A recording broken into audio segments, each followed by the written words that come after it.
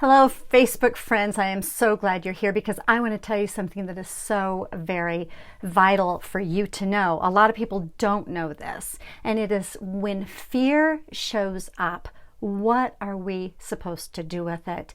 So I'm Judy Herman, author, and I'm also a counselor, and I wrote the book, Beyond Messy Relationships, Divine Invitations to Your Authentic Self. I actually give practical advice, and I also show up very vulnerable because most therapists who write books write the intense and dramatic stories of their clients rather than themselves. But I show up as a therapist in my own book, but I give you also some wisdom. Here's what you need to know about the brain and the mind and how very powerful it is. First of all, let me share this with you. When a person comes in for counseling, or when I see them across the screen, or I'm doing face-to-face with them outdoors, what I like to do is tap in to strengths. I like to tap into what is familiar already. Here's the thing. Fear is a very universal human emotion. And what it looks like in the brain, there's three parts. If I were to go into that, this video will take a little bit too long, but I can tell you more. But there's a part of the brain that only knows the difference between danger and safety. It does not know the difference between you and other, doesn't know the difference between past and present. It only knows danger and safety. So what does it do? It either wants to run, avoid, or fight. And we call that the fight, flight, freeze part of the brain. And it looks like this. Yes, I show this to my clients all the time when they get into reactive mode. I tell them, buy your own lizard and put it on the table. But what we want to do as human beings, we do not want to react, and we don't want to go into that fight, flight, or fear. Now, the thing that's going to help is you take a deep breath, and it's going to slow this down so that you can show up in the other parts of your brain and realize that, oh, I'm not being attacked by a saber-toothed tiger here.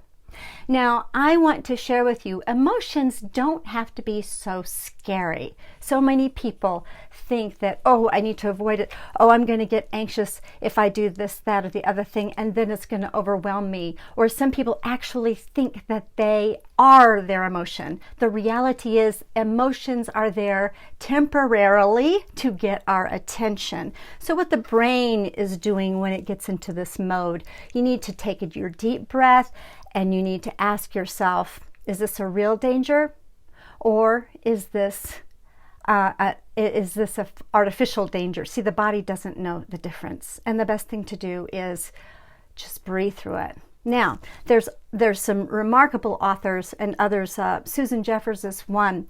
Feel the Fear and Do It Anyway is the name of her book. And I want to let you know, I believe you, because you're a human being, you felt the fear. And you have done it anyway.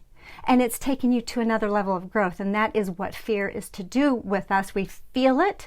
We also get as much information and get out of reactive mode as much as we can. But when we do things, it's going to make our heart pitter-patter, and we're going to be scared to death. Let me give you an example.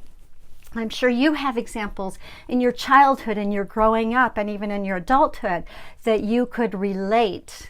But when I was a little kid and my cousins and I went to the neighborhood pool, and there was a high dive, and this was a community pool, and you had to have a club membership and so on and so forth. Well, I was this little kid.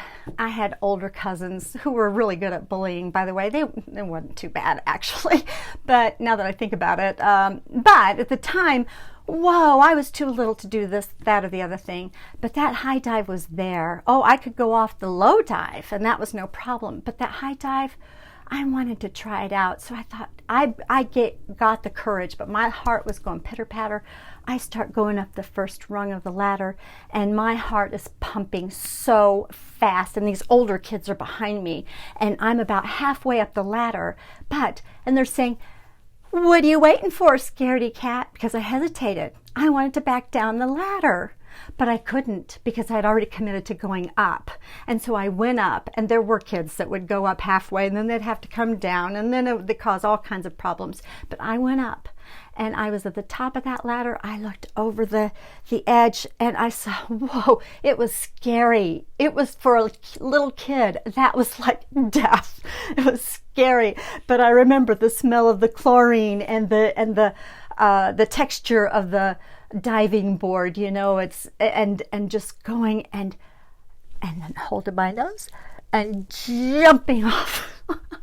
I did that. Do you remember those kind of moments when you were a kid? Your body remembers it. So I go into the water, I realize, whoa!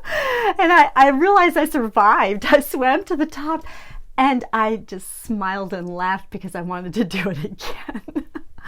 You see, we don't need to get too comfortable in life, and we need to remember and tap into those feelings that are familiar. And we need to remember these feelings are temporary emotions to our soul. And what is that invitation? Is it to go to a different level of life and experience things you've never experienced before? Yes, it makes you much more alive. It makes you your vibrantly authentic self. So remember, number one, fear is a human emotion. And remember, the body does not know the difference between real and imagined fear. And fear is designed to help us grow, to grow up and go to a different level. So just let's not be so afraid of fear. It happens to all of us, and it's terrifying. And you have what it takes because you have some experiences of that, of overcoming it. And I want you to know, as an adult, wherever you are right now and whatever fearful circumstance that you're in, whatever courageous thing you need to do next, you have what it takes to go off that diving board into the other side. Please connect with me. I'd love for you to connect with me. And if you have my book, Beyond Messy Relationships, you can get it wherever books are sold, but you can also tap into free resources, some add-on resources that are going to be helpful. And yes, you'll understand that, hey, you know what? We are not alone. We're not alone. And so I hope that you have an awesome day. Thanks for listening. Okay, bye-bye.